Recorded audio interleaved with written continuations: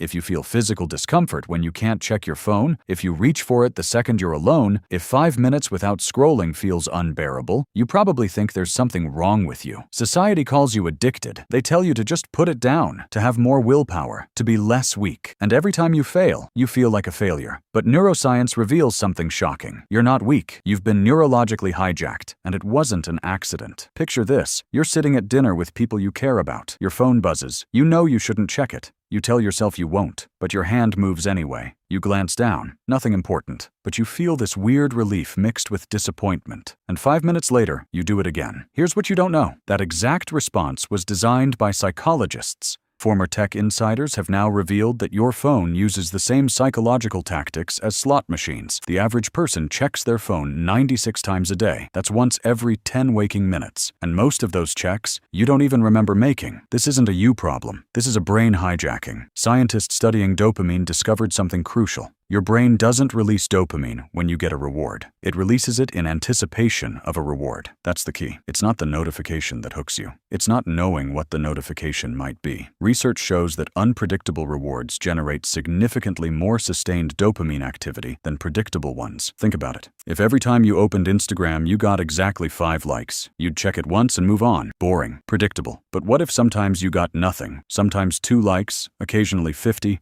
and very rarely 200. You'd keep checking. You'd keep pulling that lever. That's called a variable ratio reward schedule, and it's the most powerful behavior reinforcement system psychologists know. Casinos have used this for decades. Slot machines don't pay out on a schedule. They pay randomly. That randomness keeps people pulling the lever for hours. And here's the disturbing part. Tristan Harris, a former Google design ethicist, revealed on 60 Minutes that Instagram actually withholds likes on your photos to deliver them in larger bursts later. You post something, disappointingly few likes at first, then suddenly a flood. Your brain, primed by that initial disappointment, responds even more intensely to the surge. You're not using Instagram. Instagram is using you. And it's not just Instagram. Every app you use was designed by teams of engineers whose job is to maximize your screen time. Facebook hired psychologists. So did Snapchat. So did TikTok. Their revenue depends on advertising, and advertising revenue depends on one thing: your attention. In 2013, Harris sent a presentation to Google employees titled "A Call to Minimize Distraction and Respect Users' Attention." In it, he wrote that 50 designers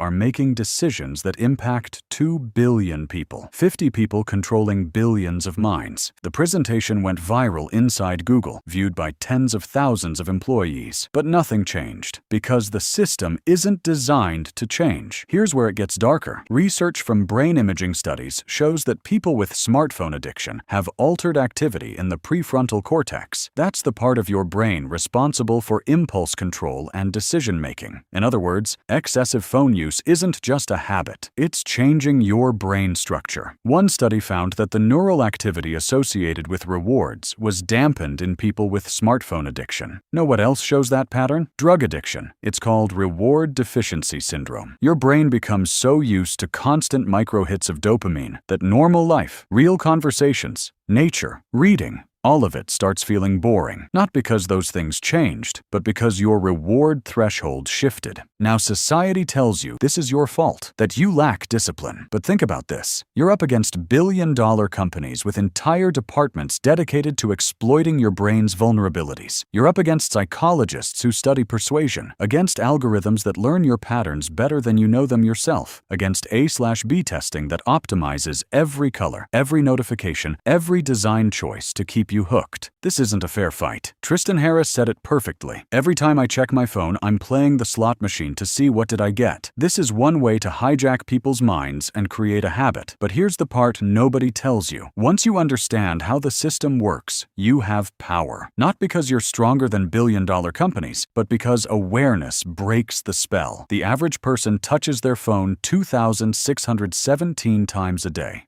Think about that. 2,600 times. And most of those touches are automatic, unconscious. Your brain running a program installed by someone else. But the moment you recognize the program, the moment you see the variable ratio schedule at work, the moment you notice Instagram withholding likes to manipulate you later, something shifts. You're not a mindless user anymore. You're someone who sees the strings. And once you see the strings, you can start cutting them. Turn off notifications. Not some. All of them except calls and texts from from real people. Research shows that the uncertainty of not knowing what's coming makes you more compulsive about checking. Removing that uncertainty removes the hook. Make your screen grayscale. Companies use color to trigger subconscious decisions about which apps you open. Grayscale removes that manipulation. It makes your phone boring, which is exactly what it should be. A tool, not a slot machine. Delete social media apps from your phone. Keep them on your computer if you must, but make access just inconvenient enough that your brain has to consciously choose instead of automatically reaching. Here's the truth they don't want you to know. You're not addicted to your phone. You're responding exactly the way human brains are designed to respond when hijacked by the most sophisticated behavioral engineering in history. Your dopamine system worked perfectly for thousands of years. It helped you survive, seek food, form bonds, stay alert to threats. And now that same system is being weaponized against you for profit, but you're not powerless. You're just up against something you didn't know existed, and now you do. So stop blaming yourself for reaching for your phone. Start blaming the people who designed it to be unreachable, and then take back control, not through willpower, but through understanding, through seeing the game being played. Because the moment you see it, you've already won half the battle. If this opened your eyes, hit subscribe. And if you felt that phone itch while watching this, drop a comment. You're not alone in this. None of us are. Thanks for watching.